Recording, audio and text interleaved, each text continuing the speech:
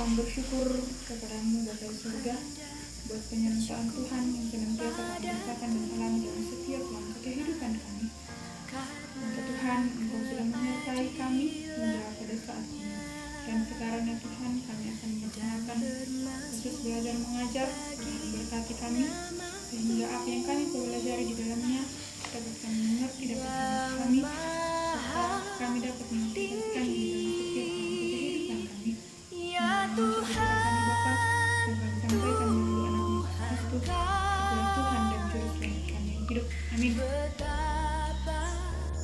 Pada saat ini kita akan masuk dalam materi dari kitab Filemon pasal 1 ayat 8 sampai 22. Kitab Filemon pasal 1 ayat 8 sampai 22. Firman Tuhan berbunyi demikian. Permintaan Paulus kepada Filemon mengenai Onesimus. Karena itu, sekalipun di dalam Kristus, aku mempunyai kebebasan penuh untuk memerintahkan kepadamu apa yang harus engkau lakukan. Tetapi mengingat kasihmu itu, lebih baik aku memintanya daripadamu. Aku, Paulus yang sudah menjadi tua, lagi pula sekarang dipenjarakan karena Kristus Yesus, mengajukan permintaan kepadamu mengenai anakku yang terdapat selagi aku dalam penjara, yakni Onesimus. Dahulu memang dia tidak berguna bagimu, tetapi dia sekarang sangat berguna baik bagimu maupun bagiku. Dia kusuruh kembali kepadamu. Dia yaitu dia aku. Sebenarnya aku mau menahan dia di sini sebagai ganti untuk melayani aku selama aku di penjara, kan karena Injil. Tetapi tanpa persetujuanmu, aku tidak mau berbuat sesuatu supaya yang baik itu jangan engkau lakukan seolah-olah dengan paksa, melainkan dengan sukarela. Sebab mungkin karena itulah dia dipisahkan sejenak daripadamu, supaya engkau dapat menerimanya untuk selama-lamanya, bukan lagi sebagai hamba, melainkan lebih daripada hamba, yaitu sebagai saudara yang kekasih. Bagiku sudah demikian, apalagi bagimu, baik secara manusia maupun di dalam Tuhan. Kalau engkau menganggap aku temanmu seiman, terimalah dia seperti aku sendiri. Dan kalau dia tidak merugikan engkau ataupun berhutang padamu, tanggungkanlah semuanya itu kepadaku. Aku, Paulus, menjaminnya dengan tulisan tanganku sendiri.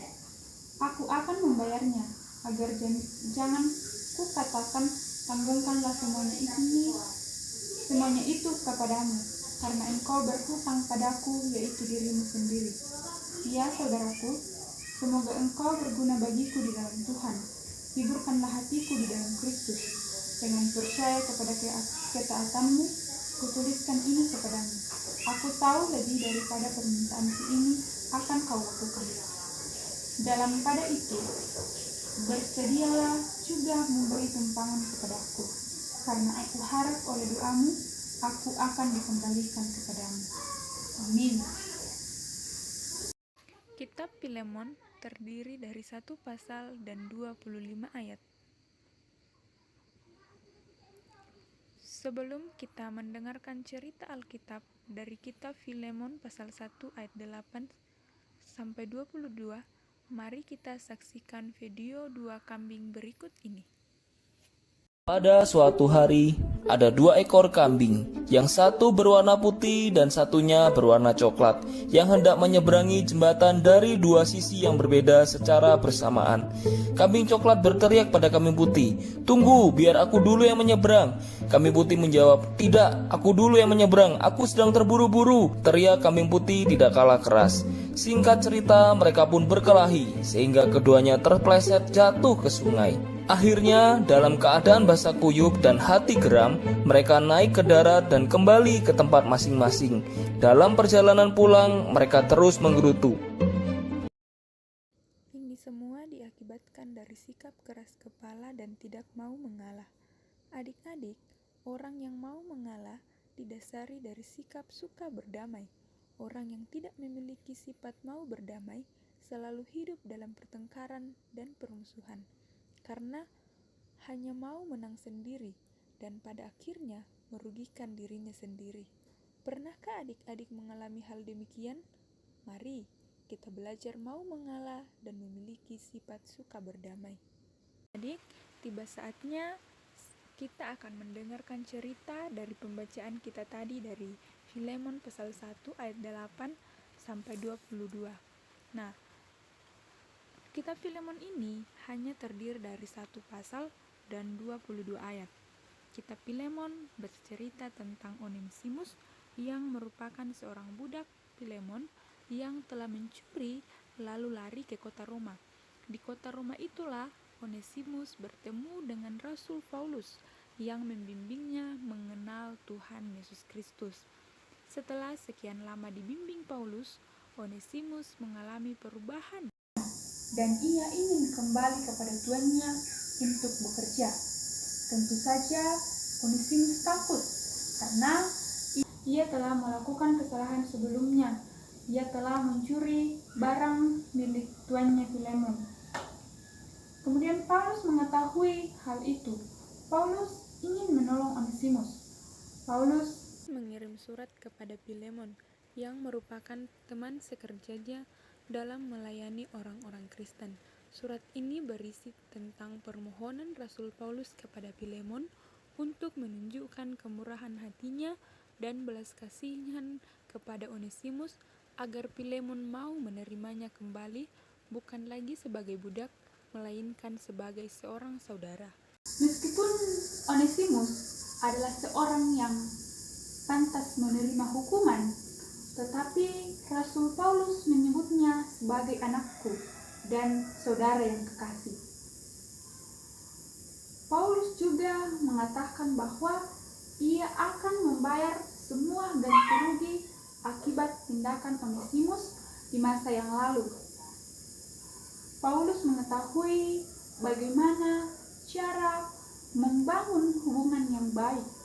Ia mau menjadi pendamai antara Filemon dan Onesimus. Padahal kita tahu bahwa Paulus yang dulunya adalah seorang yang tidak suka pada orang Kristen, tetapi kemudian ia telah berubah, bertobat, dan hidup yang baru menjadi orang yang suka melayani dan mendamaikan. Onesimus memang melakukan sebuah kesalahan yang fatal, yakni mencuri barang milik tuannya. Menurut hukum pada waktu itu, seorang tuan berhak untuk menghukum budaknya sesuai dengan kehendaknya sendiri, sebab seorang budak tidak memiliki kebebasan. Tidak ada orang yang dapat membela budak selagi ia sudah berbuat kesalahan yang besar. Namun Paulus dapat saja mengirim Onesimus kepada Filemon untuk dihukum yang menurut aturan hukum kerajaan Romawi pada waktu itu. Namun, Paulus memilih menjadi pendamai sebab ia sendiri adalah orang yang mengalami perdamaian dengan Allah. Paulus telah hidup baru dan suka melakukan kebaikan. Salah satunya adalah mendamaikan Filemon dan Onesimus. Tuhan menolong Onesimus melalui peran Rasul Paulus yang bersedia membimbing dan membelanya di hadapan tuannya Filemon, sehingga Onesimus tidak dihukum. Paulus dan Filemon berteman, tetapi Paulus tidak menangkap Onesimus yang telah mencuri barang temannya itu, tetapi Paulus malah membimbingnya dan membelanya di hadapan Filemon. Dari kisah itu, kita dapat melihat bahwa untuk memperoleh suatu perdamaian, kita membutuhkan pengantara atau mediator. Kita pun dapat menjadi alat perdamaian di antara orang-orang yang berselisih, sama seperti Paulus yang dipakai Allah untuk mendamaikan Filemon dan Onesimus. Kita yang sudah diperdamaikan dengan Allah melalui Tuhan Yesus Kristus, kita juga bisa menjadi pendamai bagi orang-orang yang ada di sekitar kita. Oleh sebab itu, adik-adik, marilah kita menjadi pendamai bagi orang-orang yang ada di sekitar kita. Walaupun demikian, namun tidak menutup kemungkinan bagi kita masih sering bertengkar, baik dengan teman-teman kita, saudara kita, bahkan orang tua kita. Tetapi setelah belajar pada saat ini, marilah kita menjadi pendamai bagi orang-orang yang ada di sekitar kita, seperti yang dikatakan di dalam Matius 5 ayat 9. Berbahagialah orang yang membawa damai, karena mereka akan disebut anak-anak Allah. Kita yang telah belajar bahwa kita adalah anak-anak Tuhan yang sudah ditebus oleh darah Yesus, marilah kita menjadi pendamai. Jangan sampai kita menjadi seperti kambing di awal perenungan kita tadi yang merugikan dirinya sendiri karena keras kepala.